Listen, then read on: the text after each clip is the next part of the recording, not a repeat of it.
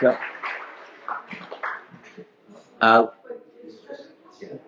last night, if you remember, we had that interesting little exercise. People wrote down questions they would ask Bob if they met him and what they thought his response would be.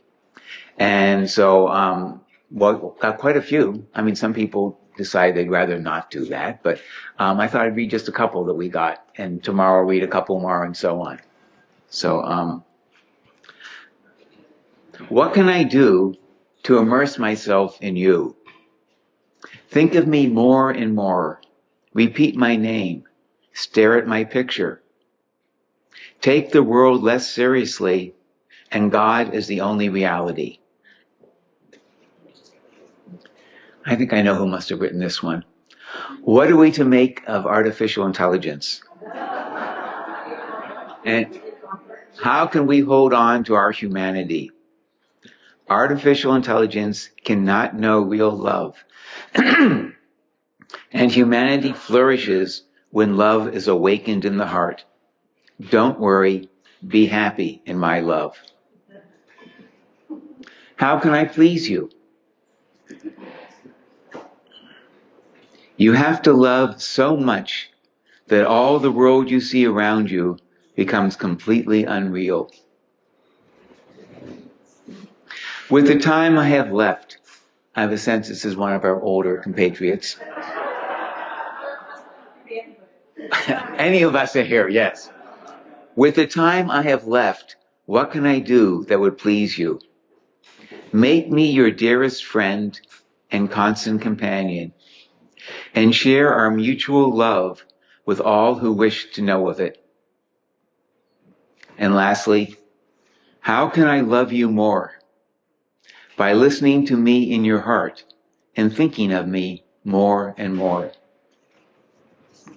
So I thought those were nice. So today I thought we'd try and focus more on Baba's humor.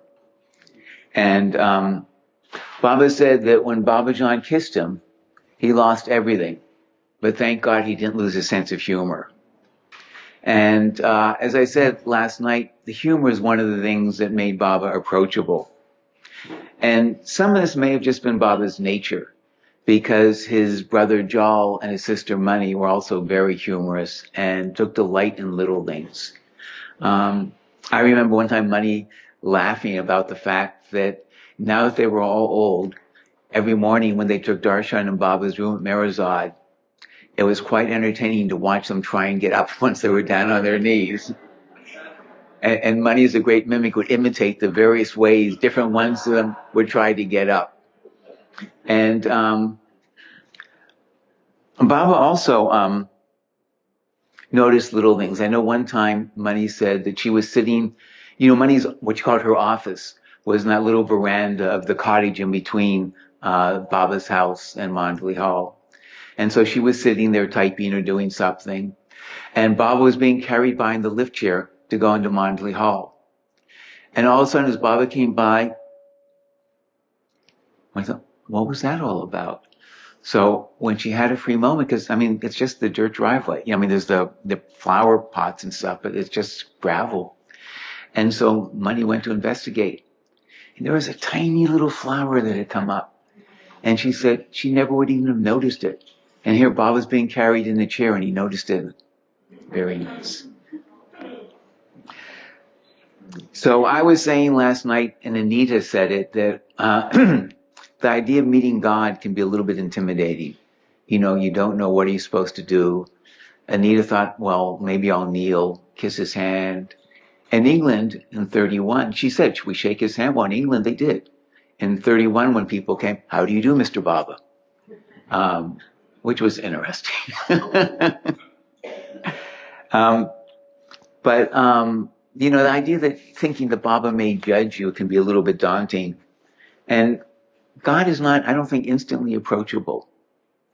And Jesus, Buddha, and Muhammad's words inspire to this very day.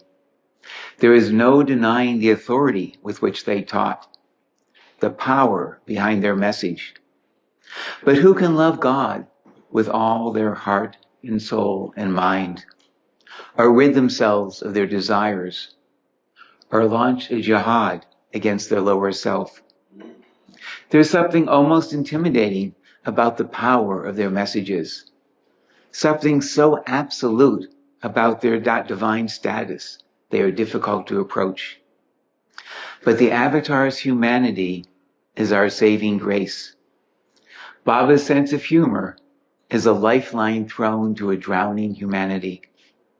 It makes all the difference between trying to obey God's commandments and running to his arms for an embrace.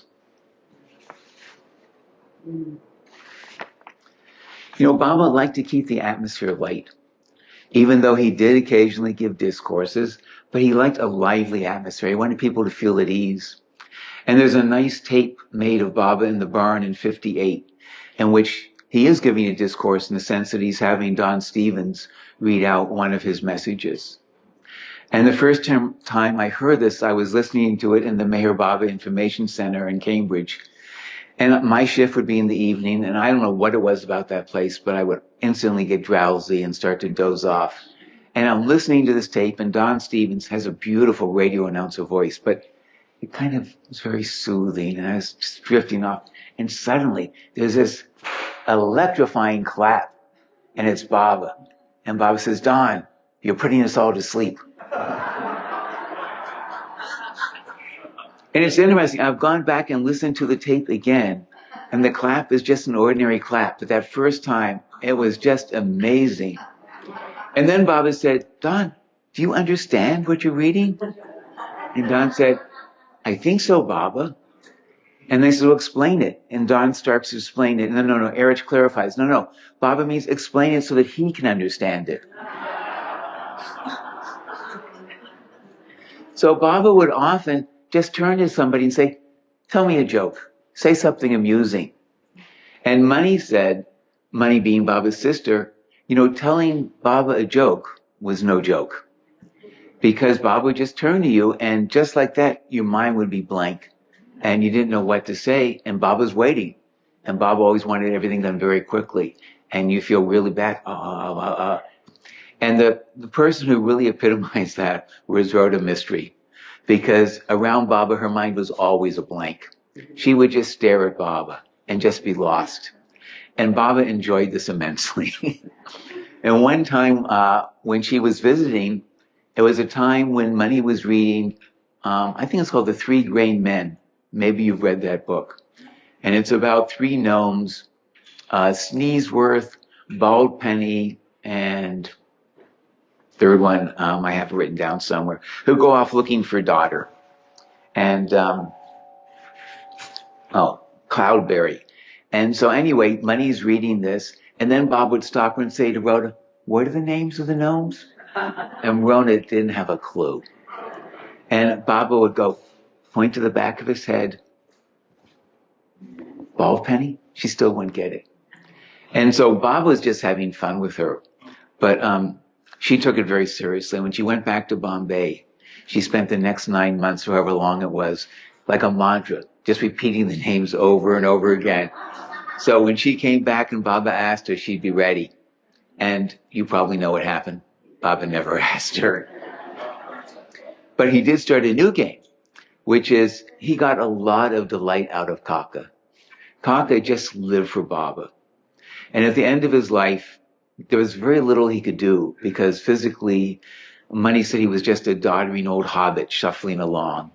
And his mind wasn't gone, but he couldn't come up with any words for anything. I mean, it was just no words. He would have words, but they were nonsense words or words that were totally inappropriate. In fact, Mani would tell the story that one time she'd come over to the men's side to give a message to Erich or something, and she happened to see Kaka slowly shuffling along, and he shuffles over to Pendu's room. And I can't imitate his voice, but Mani, of course, could imitate anything. And Kaka goes, "Garlic, garlic, garlic." And so Pendu goes into his room, and he comes out with a box of matches, and he gives it to him. And Kaka's happy, and he shuffles off. And Mani doesn't really have time to ask Pendu, "What was that?" Because she has to rush back to Baba. But it so happens the next time she comes over, it's the same thing. Kaka's shuffling over. But this time it's potato, potato, potato. And Pendu goes into his room and comes out with a bar of soap. And he gives it to Kaka, who's very happy. He goes off. And Money now is really mystified by this. But again, she can't stop and talk. But the next time she's got a minute, she says, Pendu, and she tells him what was going on. And Pendu laughed and said, it's very simple. It doesn't matter what he says. On Tuesday, he gets the box of matches, and on Thursday, he gets the soap.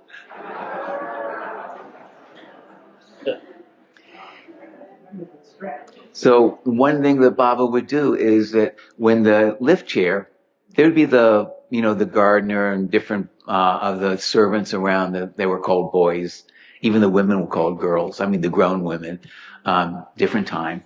And anyway, the four people that would carry Baba would bring Baba to the veranda of Baba's house. And then Baba would say, Kaka, who are those people? And Kaka would come out with crazy names. And everybody would have a good laugh. And Kaka would be so delighted that he was able to make Baba laugh. He didn't know exactly what he had done, but he knew that Baba was laughing and he was responsible. And then, to get a little more mileage out of it, Baba would turn to Rhoda and say, who are the people? And that was one of the things about Baba's humor. It was never mean-spirited. Even when he teased somebody, it was that they enjoyed it. They enjoyed being able to make Baba laugh. And it wasn't so much that Baba teased you about your weaknesses as it was that Baba celebrated your uniqueness and took joy in it. And Billy Eaton wrote about meeting Baba for the first time. We read about it last night, but this is a further quote. She says, what a turmoil I was in. In the presence of Baba's love, all inadequacies stand out like sore thumbs. In the presence of ordinary people, one does not like to feel inadequate. But with Baba, it's different. No matter how foolish and awkward you seem to be, you love even that because you are with Baba. One must experience it to know it. Baba understands. Baba loves. And that's all that matters. We all have shameful secrets that we try to hide from others. Things we've done that we're embarrassed about. Things we regret. Our unclean thoughts and deeds, which we dare not reveal, for we have no doubt they would bring about instant condemnation. Who in the world would love us if they knew who we really are? Which is why so many dissolved in tears when they first met Baba. The twinkle in his eyes lets us know that nothing is hidden from him. But his smile convinces us that none of this matters to him. He opens his arms and brushes away all of our secrets as irrelevant and unimportant. And his embrace lets us know that we have found eternal acceptance and sanctuary in his arms. So I said, Baba enjoyed people's idiosyncrasies, what we might even call weaknesses. For example, one of his uncles played cards, but he took it so seriously that any time he lost, he got so upset he would rip up the cards. And Baba found that tremendously amusing. There was Goher's father, who kept silence on Silence Day, but apparently Zoroastrian priests keep silence this way. He would talk, but out of the side of his mouth. And that counted. Somehow that counted as keeping, and Baba was again very amused at that. Baba was delighted by Deshmukh's extreme frugality, and he would tease him about it no end, but in such a way that Deshmukh didn't even know he was being teased. I mean, one time, for example, Deshmukh says, Baba, I see that you've got plans that the men are going to be married at Lower Mehrabad. And it had all been plotted out who was going to be buried and where they're going to be buried. And Deshmukh said, but I don't see my name there. Why aren't I going to be buried at Lower Mehrabad? And whenever anyone said anything to Baba, I'd always take it very seriously. Good point, but what can I do? I don't own the property. You have to talk to Mayurji. He's the one who owns the property now. And Mayurji was there. And most of the mandali, through their years of being with Baba, picked up and they knew what Baba wanted them to say and do. So Mayurji knew.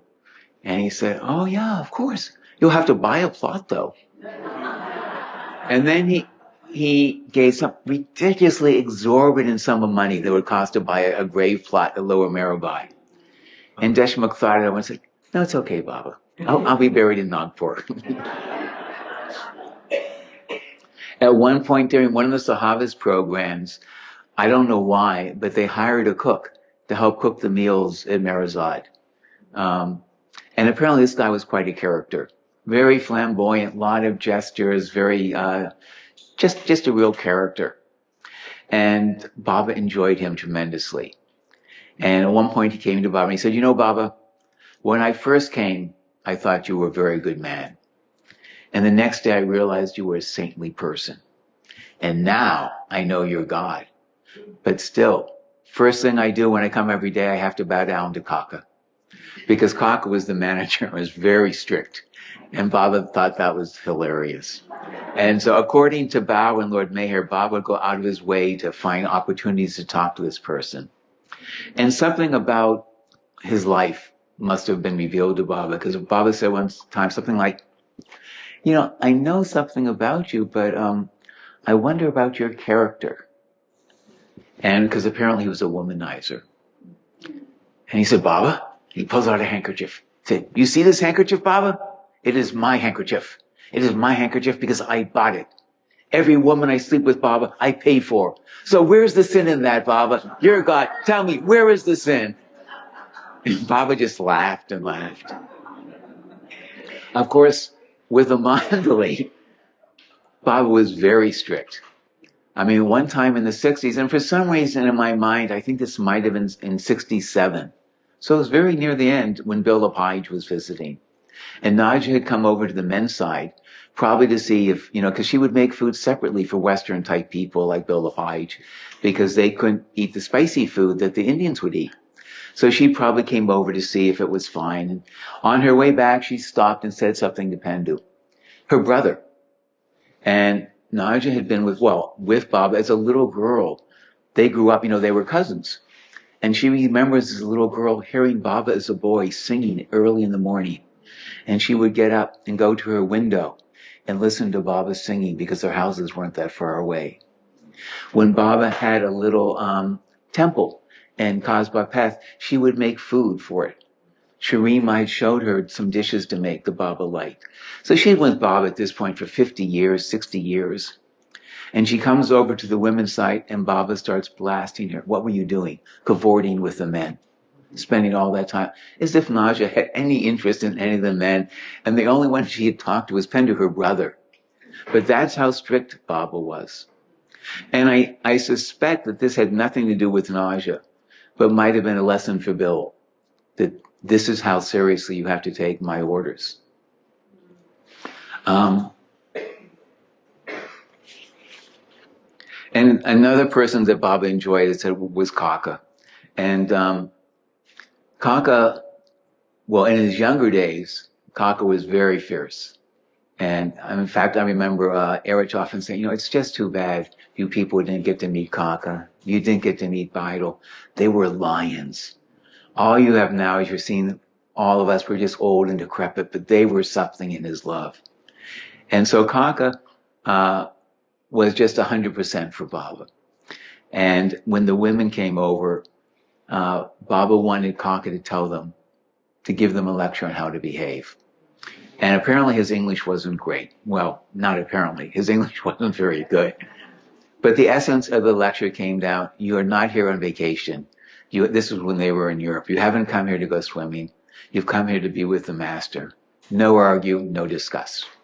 And my wife and I now use that as a mantra. No argue, no discuss. Of course, she means that I should do whatever she says, and I mean it, but I still like that idea. No argue, no discuss. But the women found his talk very amusing. And Baba said, you know, none of you could give a talk in Urdu or Hindu as good as the talk Kaka just gave. Because Baba liked people to enjoy things. And he didn't mind if you laughed at something someone did, but he didn't like you laughing at the person. And as I said, money was an amazing mimic. And she started coming to the ashram as a little girl.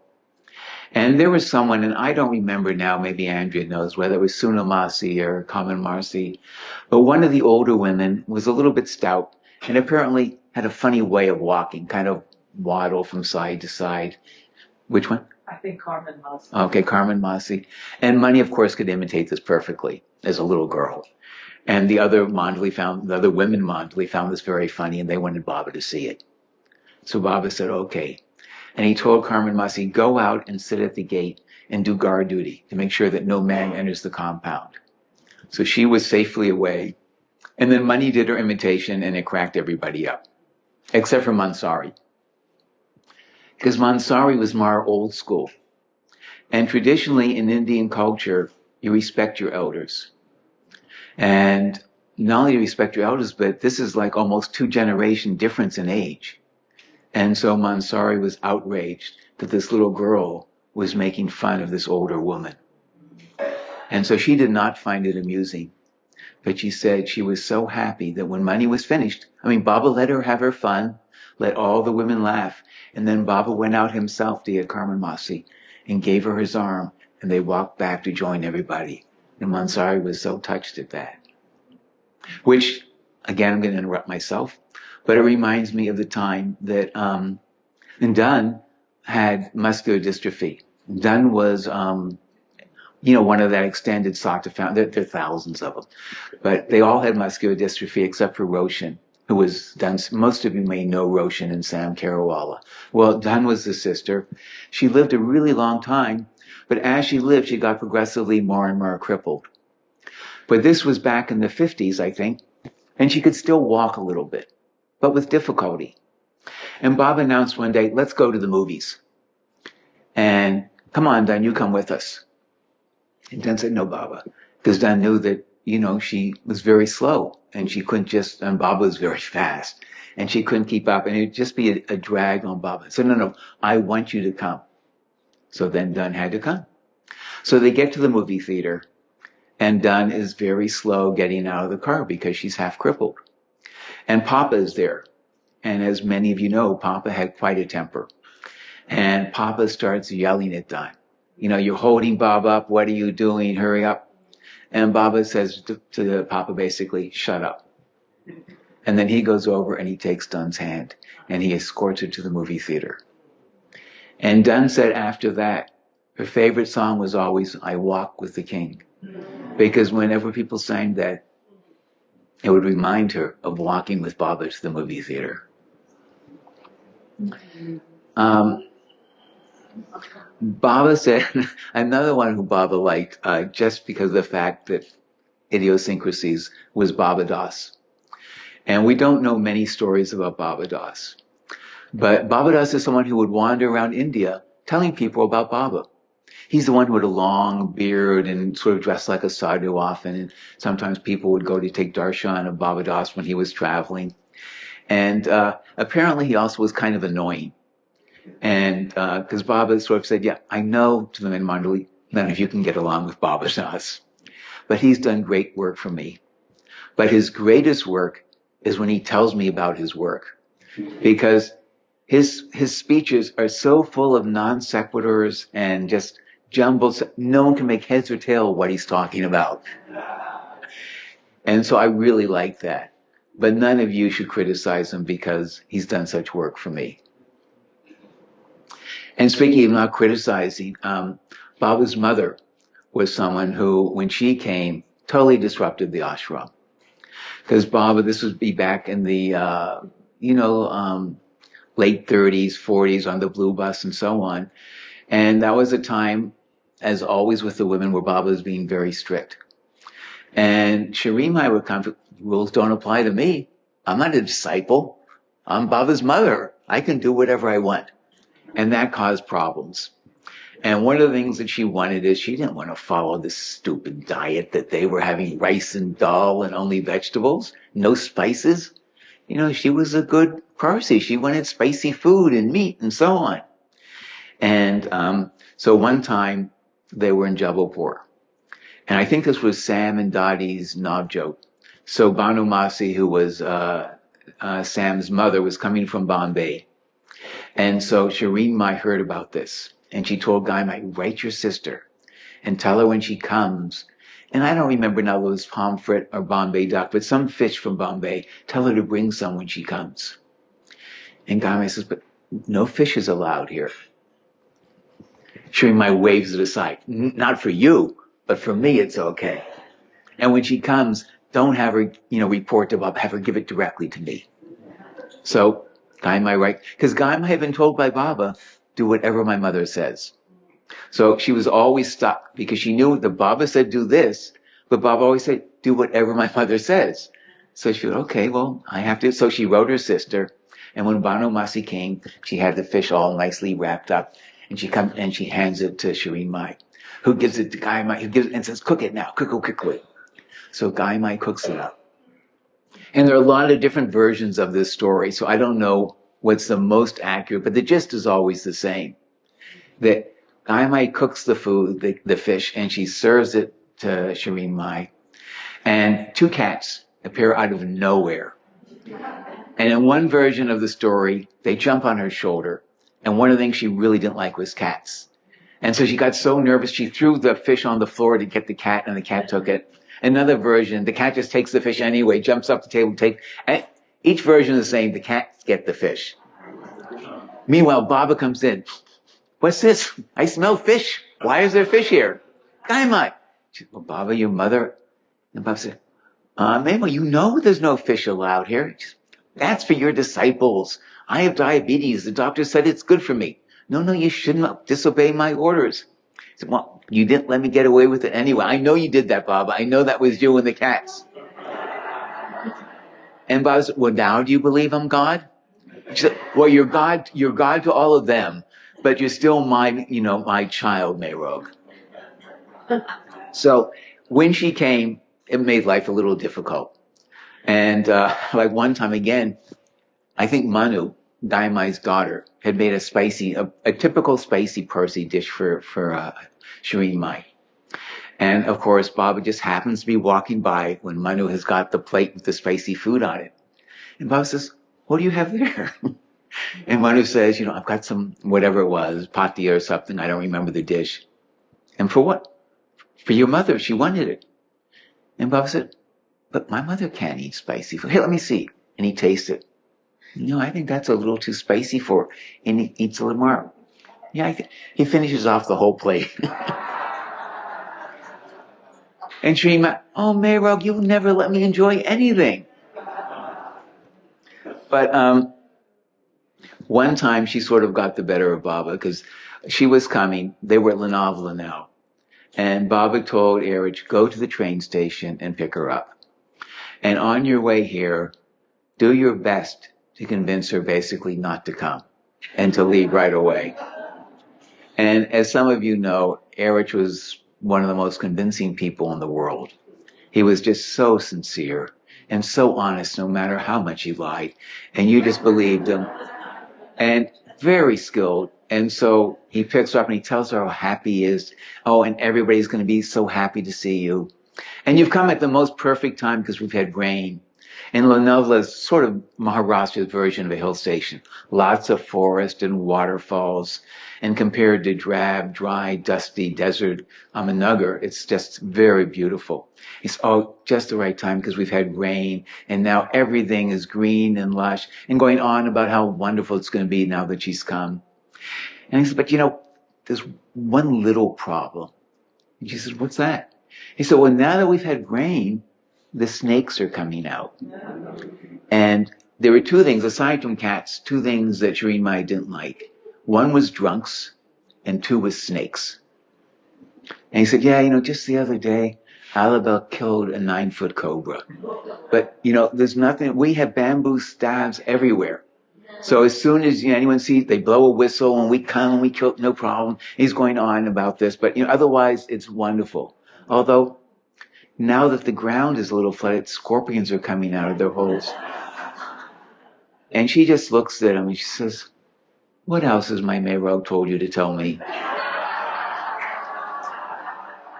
And she comes and, Baba greets her, and then she goes off to go to the women's side. And Baba says, Eric, didn't you tell her? Didn't you convince her? He said, I tried, Baba. She's too shrewd. She saw through it. When Baba was at Mayor Manzil, again, one of his, I think it was one of his aunts, had come and wanted to get into the men's side. And I don't know who was on duty, but they stopped her. No, you're not allowed in here. And she was irate. I'm Baba's Masi. How dare you stop me? And somehow, Baba heard about this. They were arguing, and Baba came to see what was going on. And so Baba said, he should have let you in. But it's good that he didn't, because you didn't know this, but we have an entity, a ghost, that's haunting the men's side. And it would have been pretty dangerous if you had gone in there. And she was terrified of ghosts. And so, no, don't worry, I'll never go in there. And Baba was very amused because she was so innocent and so gullible. But he did the same thing with Meredith Starr, who was not innocent. But Meredith Starr, I don't know anything about Meredith Starr's status. To me, he seems like an advanced soul. But an advanced soul who maybe wasn't willing to obey Baba the way Baba wanted to be obeyed. And he would give the mandali orders. And when they came, he would insist that Baba would come, but he would insist that they meditate. And Baba put up with it. Baba didn't say, that's ridiculous, don't do it. Baba let Margaret and all the early people at Chalacombe, follow his orders. But Margaret was smart enough, she would get out of it.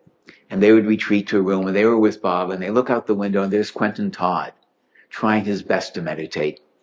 And so Baba gets a spitball, throws out the window, and hits Quentin Todd. And Margaret cries, Quentin flinches, but then he goes back, good boy, he's going back to his meditation. So Baba does it again. And so you could just tell from Quentin's, body language how irritated he was getting, but he was trying to restrain himself. And Baba had perfect aim. Third time he hits him. It's too much. He turns around. Who's doing this? And he sees Baba and all the women laughing upstairs. So he goes up and he joins Baba. That was Baba's kind of subtle way of telling them, forget about this meditation. But even when not on his home ground, when Meredith came and they were in Paris, Meredith again was just continuing to give the mandali orders. And Baba just wanted to be, really the way he was, spontaneous and loving and no barriers with the mandali. And here's Meredith having all these orders and regulations and trying to be an intermediary. So Baba takes Meredith aside. He says, Meredith, there are a lot of entities here in Paris. And for someone of your advanced standing, I think that could be dangerous for you. And so Meredith said, I better leave. So, because he wanted to maintain that high status. So he took off, and then Baba and the women could really have a good time. And in fact, when he came to India, this was actually before that, when he come to India, Meredith in 27, he and his wife and sister-in-law came to India. And they were giving the mandali orders. And they told Pendu, he was telling Pendu, you've got to meditate every day, you've got to meditate. And Pendu goes to Baba and says, Baba, what's up with this madman? Because Pendu said, in those days, Harich wasn't around, and he would do night watch. So he would work all day, and then basically spend all night long doing night watch. So he said, I never got any sleep. And this went on for years. How these people physically survived, I don't know. And just as a footnote, Harich was so strong that the mandali nicknamed him Bhima. And Bhima was one of the 5 Pandava brothers. And I asked someone at the Northeast Gathering, how many elephants was he supposed? They said 300 elephants, the strength of 300 elephants. But anyway, he was very strong. And Baba drove him to the point where several times he just collapsed. His body just could not take it. He was just pushed beyond his limit, and he just would fall down unconscious. So Pendu was getting no sleep. So when Baba said, do what he says, humor him, Pendu would go to a go-down, a storage closet, what we would call a storage closet. And he would close the door and he would sleep. And he'd come and say, oh, what a good meditation. And so Meredith was happy and Pendu was happy and Baba was happy. But anyway, eventually even Baba couldn't take it. So he sent him to live with Erich's uncle at Akbar Press. And Nashwan Mama is one of the sweetest men in the world, but he couldn't take it. Meredith was just too much. So Baba calls him to come out to Mehrabad, and he goes out, and basically Nashwan Mama is saying, "What am I going to do with this man?" And Baba says, "Go back and tell him he should go to Bombay, and he should get the first steamer that he can get. And the instant his foot touches the deck, realization." And Nashwan Mama was so happy because he knew that was the one thing that would get Meredith to leave. He said, so I went back and I imitated Baba's gestures exactly. I said, "Meredith, as soon as your foot touches the deck, realization." So Meredith, of course, immediately left for Bombay. And that may be the beginning of his falling out with Baba because Baba wasn't keeping his promises. At some point, we all must take up the cross, but only if we can do so with a smile. The last thing the world needs is more guilt put upon it by another self-proclaimed martyr. There's no denying that we must die to ourselves if we were to find God. And that's a pretty serious business. But we don't have to make everyone else miserable in the process. It's not so much a question of suffering in silence as it is ignoring our own suffering completely, or even welcoming it, knowing that it's bringing us closer to Him. Through the ages, God has enjoyed the poetry of those who complain of His neglect. But when it comes to companions, He's always on the lookout for someone who knows how to make Him laugh. And one of those people who could make Baba laugh was Dr. Gunny. Dr. Gunny was very clever and witty, and Baba enjoyed that. And he had a lot of sort of humorous, Gunny would sometimes call it inner boxing. He had a lot of inner boxing matches with Gunny. So for instance, Gunny was notoriously lazy and notoriously averse to physical exercise of any kind, to such an extent that he didn't like taking a bath either, because that was too much work. So also the water was cold in the morning, and so apparently he would go into the bathing stall and take his little lota water and throw it against the wall and go, ooh, ooh, ooh, and then come out and pretend he had had a bath. They said he was so lazy that at night he would sleep with his shoes on, so he didn't have to put them on in the morning. Although in his defense, I think that was really when he was in England, he was so cold that he didn't want to take off any of his clothes. But anyway, in Mansley Meme, they would all get up really early in the morning. But Gunny didn't want to do that. And so Baba didn't make him get up. Baba let him sleep. But while he was sleeping, they would play cricket in the compound, which is right outside the wall where Gunny's bed was. Gunny's bed was on the outside wall, right below the window. And Baba would periodically take the cricket ball and hurl it at the windows and break the windows. And after a while, they see Gunny kind of peering out, what's going on? And one time, Baba smashed the window right above Gunny's head. And Gunny comes out and he's upset. Baba, you're doing this on purpose. How am I supposed to get any sleep? I said, well, I guess you're just going to have to get up with the rest of us and sleep in the afternoon. Because Baba would humor Gunny and wouldn't tell him no, but he'd make circumstances be in such a way, hopefully Gunny would learn. So, for instance, when at one point Bob was alternating between Nasik, Rahori, and Mehrabad, and he'd go in between. And I think Gunny was in Rahori, and Bob would come for a visit. And when he came, Gunny was never doing any work or anything, and he had a newspaper, and I said, "What are you doing?" And Gunny said, "The crossword, Bob." And instead of being upset, I said, "Oh, really?" "Yes, Bob." "And how do you do?" He said, "Well, I've won a couple of small prizes, but they're having a big contest, Baba. And if this special crossword, if you can solve it, you get," I don't know what the sum of money was, but a nice sum of money. I said, "Really? Well, I'm in need of money." He said, "You're very smart, and I'm omniscient. So between the two of us, we ought to be able to do this crossword puzzle." So Baba and Gunny work on the crossword puzzle. Now, for those who don't know, English crossword puzzles are not like American crossword. It's not like so cross-hatched you can figure everything out. You might have a long word with only one other word bisecting it. And it's usually puns and anagrams and clever things. So you can get a whole word in and it'd be wrong, but it will still fit the, when you do the cross section. Anyway, so they do it and they send it off. And every couple of days when Baba would come back to her, he'd say, did you hear? Did you hear? Because they were going to get the money. They were going to split it. And Baba would get some money. And Gunny said, no, Baba, it takes time. And finally, Baba comes and, well, did you hear? And Gunny's in a sour mood. What's up? We didn't win? No, Baba. How could we didn't win? He said, Baba, when I did it by myself, at most I'd make 2 or 3 mistakes. But with your help, I made 9. And Baba said, let me see that. And Baba looked and said, no, my answers were right. These are wrong. And then I said, well, what to do? That's not in your fate to make money this way. You're just going to have to give it up. But Gunny wasn't through with his scheming.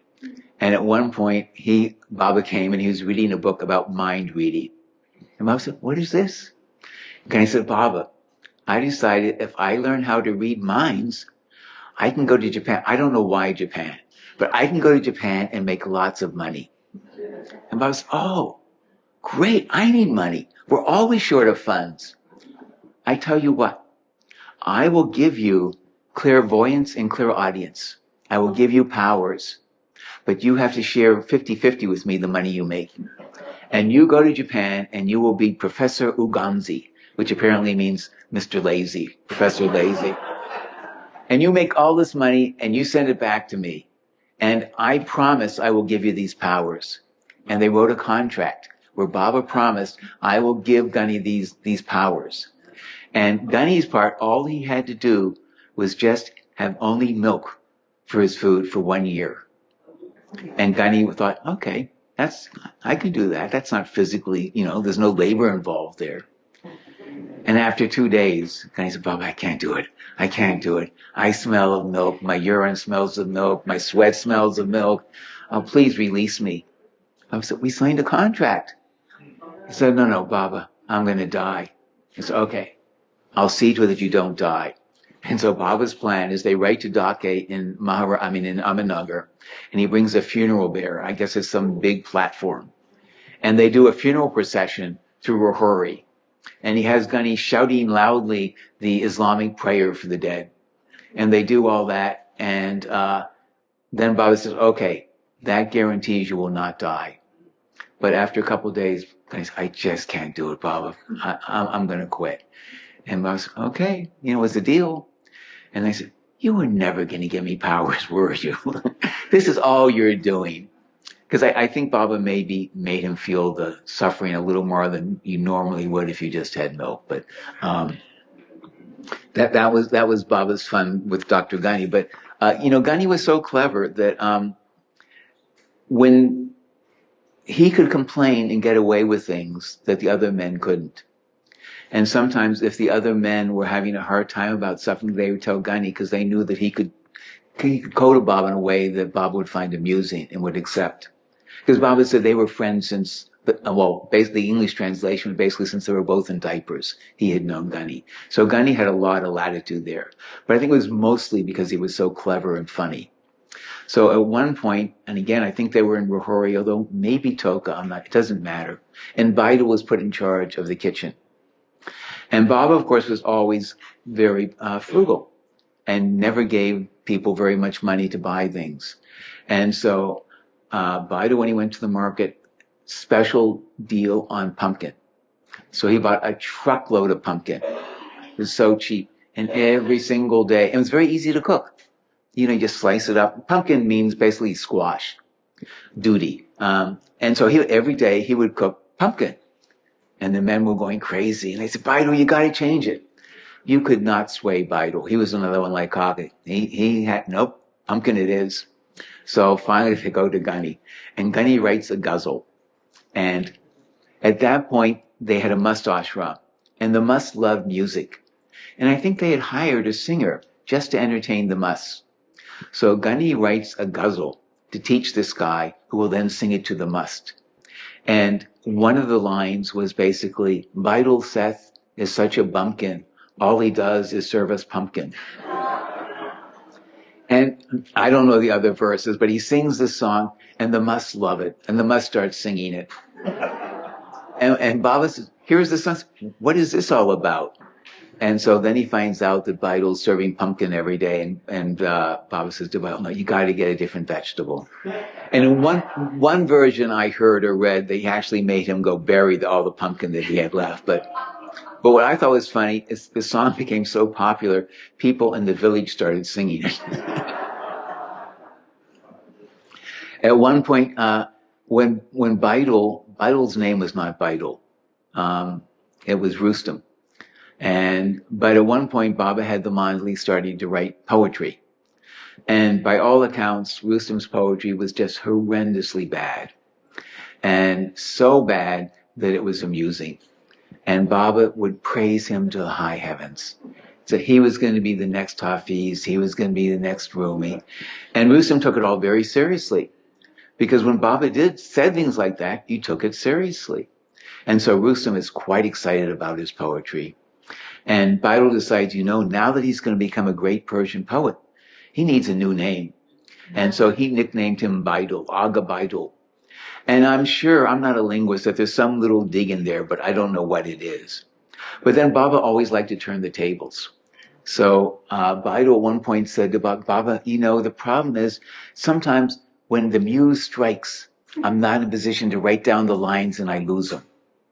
So Baba says, Gunny, anytime Bidal gets inspiration, it's your job to take it down. And so one time, Gunny was in the toilet.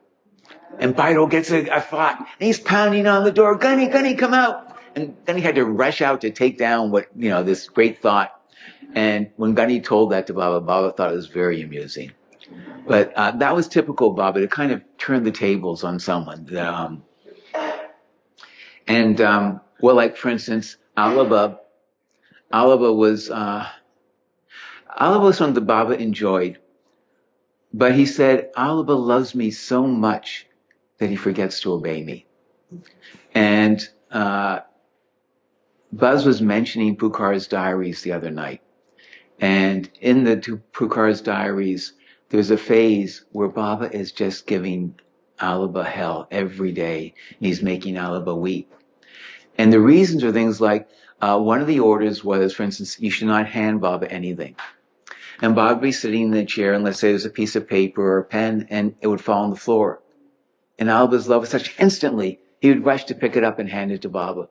But that was breaking Baba's orders. And then Baba would punish him. And then Alaba would start weeping. And then Baba would say, okay, I forgive you. Day after day, this would go on. Because his love was such, he couldn't contain himself. Baba said, I have to be careful about giving Alaba orders, because he will start to obey them even before I finished. And Alaba at one point told me, Baba gave me 3 nicknames. Electricity was one of them, because he was so quick to do whatever Baba said. One time they were in Guru Prasad, and there was an Englishman who would walk down the road outside Guru Prasad every day in the afternoon. I said, who is that? We should find out. Alaba's off. And apparently he vaulted. He didn't go down the stairs. He vaulted over the balustrade, rushes over, vaults over the fence, and within 5 minutes has this man's life story. And Meron said it was just breathtaking to see Alaba just take off. So anyway, one of the things that Alaba did, we're going to have a lot of jokes left over, was that Alaba was very emotional, and especially during the ghazals. He would get so emotional, he would just rush at Baba and throw himself at Baba, and would kiss Baba and would bite Baba, and was just out of control. So one time, they had a special kawal coming up to sing for Baba. So Baba asked someone, Pesu, Bidal's son-in-law, who was a big, stocky, strong guy. He said, look, we're having this program. You know how much I love music, and you know what Alaba's like. So all I want you to do is sit next to him. And when Alaba gets overpowered, just hold him down so I can enjoy the music. Okay, so thinks I can do that. So they have the concert, and when the music goes on, it builds over time. And they often go like almost all night long, and the intensity just builds and builds. And after a while, sure enough, there's a commotion at the back of the room. And they look, and Pesu has gotten overwhelmed with emotion and is rushing towards Baba. And Alba is holding him around like, and is being dragged across the floor. So there were a bunch of people who it seemed like Baba enjoyed just because they could make him laugh. Baba said, I enjoy humor. I enjoy jokes. Now here is Aucha mystery. I've told you about him. He makes me laugh whenever I am engrossed in my universal work. I haven't lost my sense of humor. I even enjoy others making jokes about me. And Aucha was known as the court jester because whenever he came, it was just lively. And in fact, in 1960, Baba went through a period where he was just completely withdrawn from everybody. And the mandali had never seen this. Baba taking no interest in anything. And it seemed as if Baba was just clinically depressed. They just could not get Baba to react. And so they thought, let's call Aucha, because maybe he can bring him out of it. And it was right around this time that Ben Heyman and Joseph Karb came for a visit. And as their car pulled up into Mirzad, Baba suddenly, the roses come back into his cheeks. He's lively. And for the whole week they were there, Baba was fine. But the minute they left, once again in this sort of depressed state. But Baba said about enjoying the lively company of Dake and Aucha. He said, I enjoy playing marbles, flying kites, watching cricket, playing cards, and gilli danda. I have come, not just for this play though, I have come and taken this body for other purposes. I am the ocean of mercy, compassion, and love. Of course, Baba's idea of mercy, which we'll go into in another session, and love is to totally destroy our egos, which is not really a laughing matter. But we'll do that later. As the poet said, it's not that God doesn't have a sense of humor. It's just that God and humanity have a different idea of what's a tragedy and what's a comedy. Although accepting anything as God's will is a good step to understanding God's sense of humor. When I looked at my tea leaves this morning, the message in my cup spelled death, and I laughed. A black cat crossed my path as I left my house, and avoiding a puddle, I walked under a ladder, and I laughed. The stars predict disaster, and the one who read my palm took one look, and her hair turned white, and I laughed. I heard that death is in the neighborhood, asking all my friends where I live, and I laughed. Oh, beloved, your love has not made me immune to all the frailties that the flesh is heir to, but it has certainly given me a sense of humor. So we don't have time to go through even half of this. So we're going to skip to some of the jokes that on Sundays at Guru Prasad, for instance, it was pretty much reserved for Jal and the twins and other people who could make Baba laugh. It was kind of comedy day. And two jokes that Jal told Baba. I assume he told Baba these jokes. In the Parsi community, it was well known that this fellow was totally henpecked and bossed by his wife. And so he was at the Yezdan Cafe and they're all having tea. And I heard a lot of commotion in your house the other night. Another fight? And the man said, yes, but this time she came crawling to me on her hands and knees. He said, what? He said, yes. And she was saying, get out from under the bed, you coward.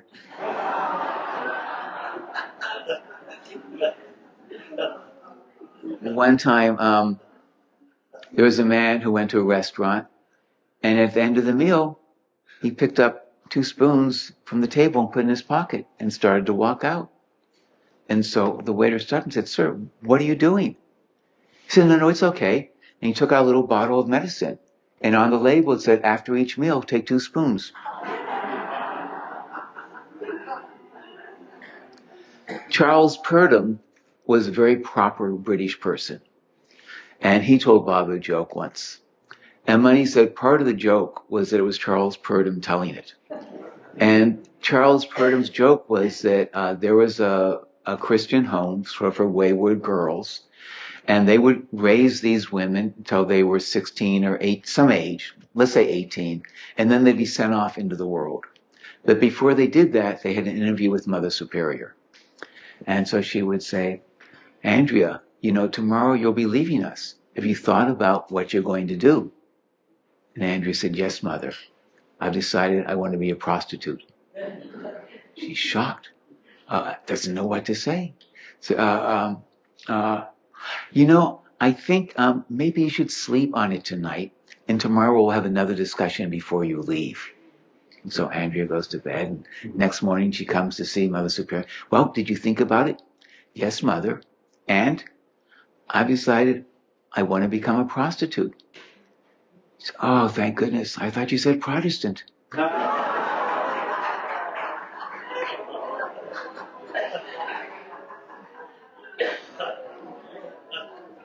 So, and as Money said, part of the fun was just that it came from Purdom. They did not expect that.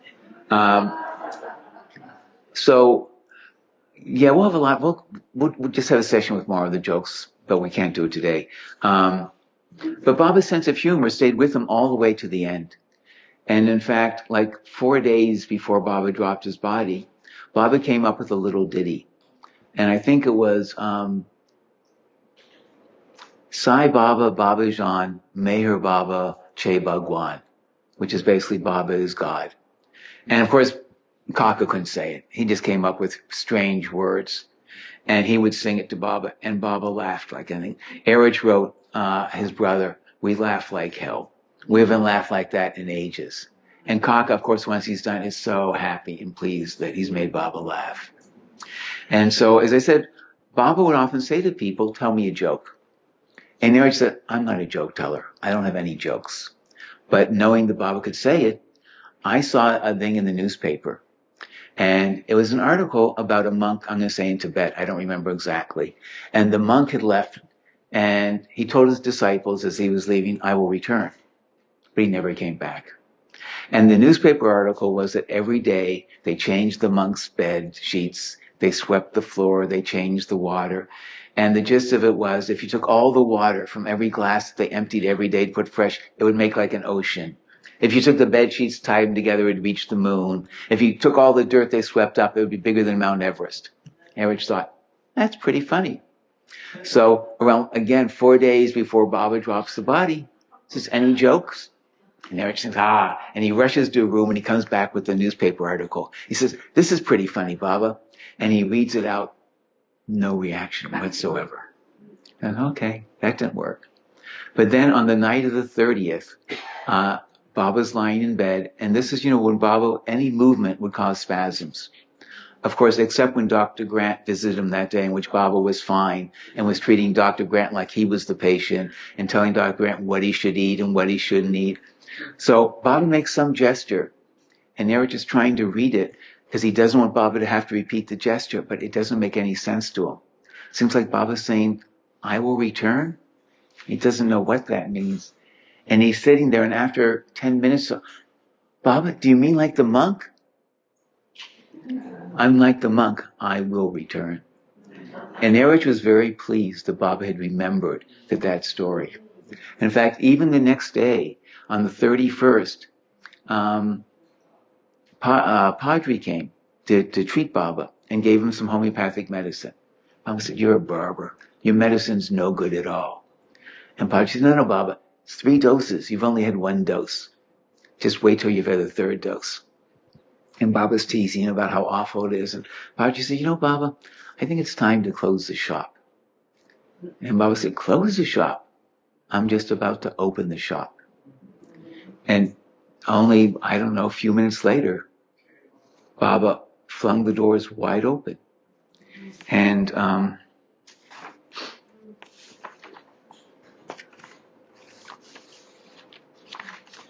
so it seems to me now that anyone who has the past connections or the courage or the love can enter the shop. Doors are wide open. Shop is always open. And how much wine Baba will pour into your cup depends only on the size of the cup that you bring with you in your heart. One moment of silence.